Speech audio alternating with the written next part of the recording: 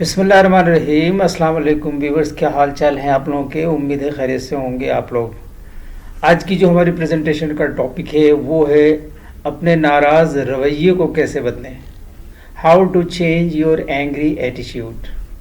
آئیے دیکھتے ہیں اپنے فارمیٹ کے مطابق اس کا سب سے پہلے اوور ویو, پھر اس کے بعد اس کے کی points.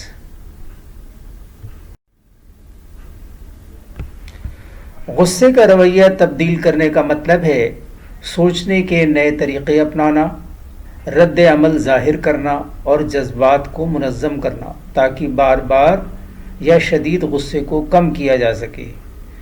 Changing in angry attitude means adopting new ways of thinking, reacting and managing emotions to reduce frequent or intense anger.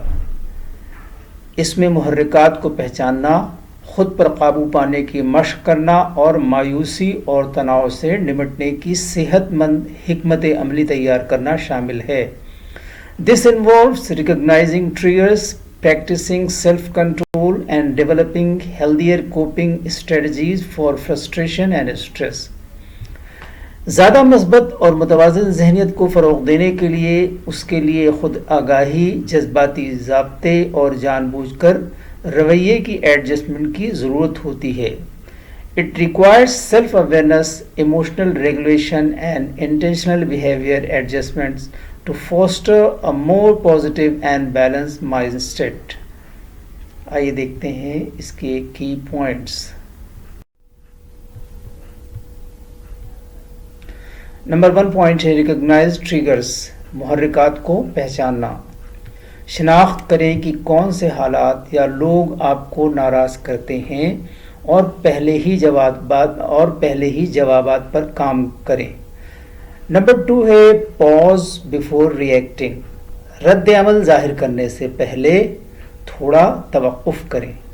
غصہ پیدا کرنے والے حالات کو جواب دینے سے پہلے گہری سانس لیں یا 10 تک کاؤنٹنگ کریں. نمبر 3 ہے ری فریم یور تھاٹس. اپنے خیالات کی اصلاح کریں. منفی خیالات کو زیادہ معقول, متوازن نقطۂ نظر میں منتقل کرنا. Number 4 practice empathy. ہمدردی کی مشق کرنا, کیونکہ بغیر پریکٹس کے کوئی چیز بھی نہیں آتی. Practice makes a man perfect. کسی دوسرے شخص کے نقطۂ نظر سے صورتحال کو دیکھنے کی کوشش کرنا.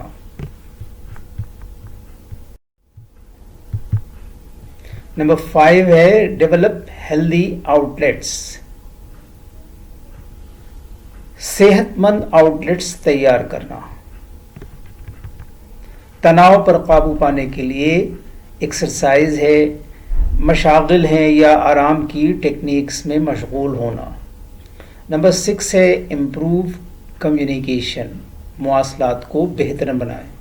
جذبات کا اظہار جارحانہ انداز میں کرنے کے بجائے پرسکون اور زور سے کریں. نمبر 7 ہے لیٹ گو آف ریزنمنٹ. ناراضگی کو چھوڑ دیں.